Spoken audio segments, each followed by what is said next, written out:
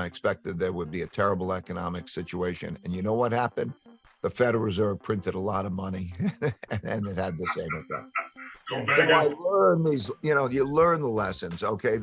Those lessons that I learned let me study the 1929 to 32 period, which allowed me to anticipate the 2008 financial crisis, and make a lot of money there when most people lost money. And right now, what's happening now has let Bridgewater and us to make a lot of money while the markets are behaving badly now because the same thing happened in the past.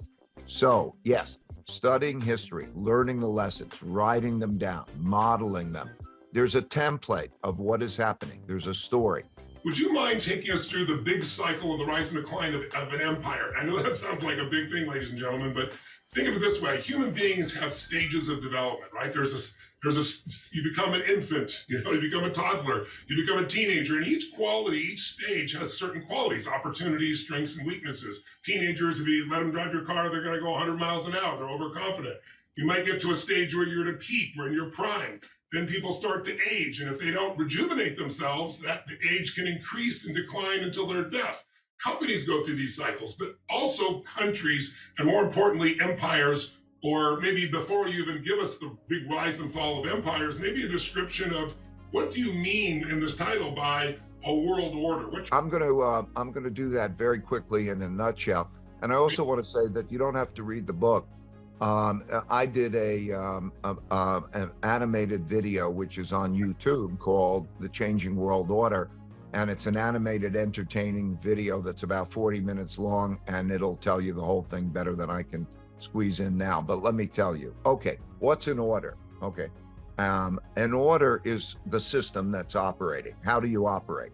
So for example, there is a domestic order. We have a constitution and democracy, and that's a system that operates, and that continues on until there's a war, and then there's another system that comes and replaces it. Our system has lasted for a long time. There's also a world order. In other words, a world system. And that world system of operating comes after a war. Why does a war happen? Because conflicting parties of about equal power have a fight, and the dominant power wins, and then they get to set the rules.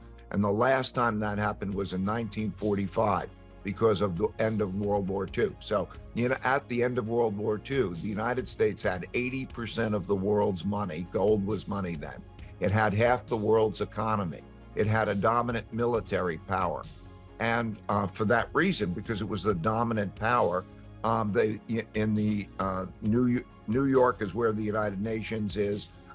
Washington, D.C. is where the IMF and World Bank, they put it there because it was the American world order. The dollar was the world's reserve currency.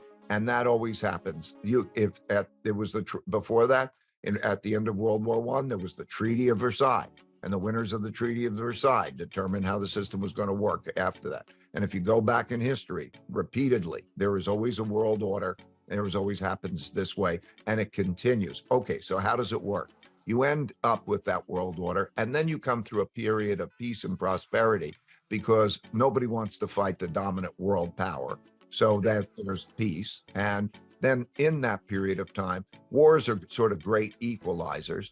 If they reduce wealth differences, wealth gaps, and so on. And then there's a rebuilding process. And that produces prosperity and peace. Also, nobody wants to go back into the war. Everybody remembers how horrible they are. Before that, these cycles typically can take 100 years. Let's say they can take a lifetime. And then people forget because they weren't the same people. They forget how terrible wars are. After wars, people remember how terrible wars are and they want peace. All of those reasons produces peace and prosperity. And there's also a financial reorganization.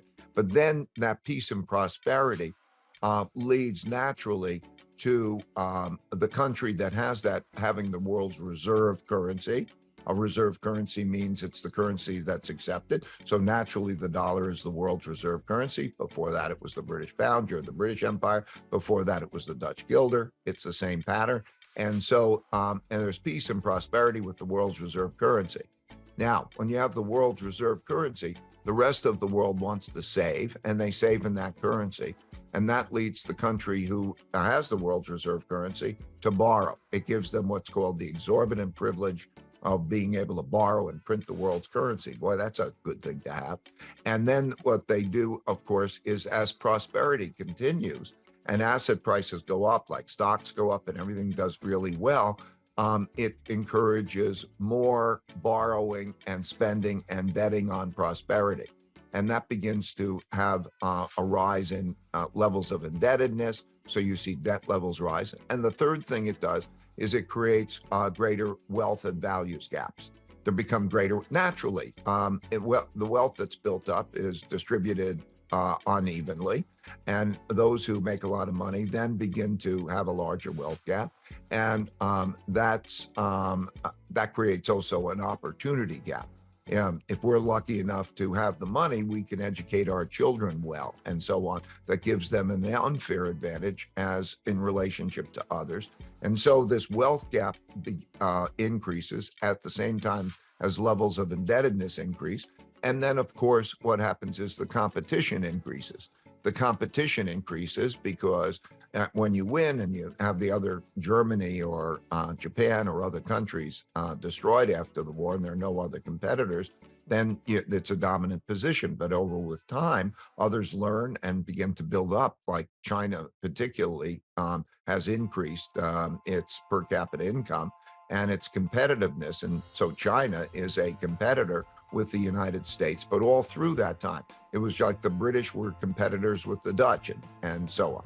So we see that pattern happen over and over. As that power gap narrows, then conflicts about how things should go increase. And internally, there is a conflict over wealth and wealth gaps. And then there's a higher level of indebtedness, which makes for a worse set of circumstances. And that combination of circumstances leads to more conflict and more problems. So traditionally, you see that if you have a lot of levels of debt, the classic way that you see this is, what does a government do when it doesn't have enough money? It's not like they go into the coffers. The coffers are empty. They have no gold. They have not that money. So where do they get the money? They have to take the money from somebody else. That's either through taxes, or what they do more, people get angry when they're taking it away and there's a big fight over it. So what they usually do is they print money and through the Roman times, back in Roman times, they had gold coins. They put less gold in the coins. They put other metals in the coins. And inevitably they print money when they want to spend more. And that, of course, produces the inflation. It devalues the value of money. And you lose buying power. And when that happens,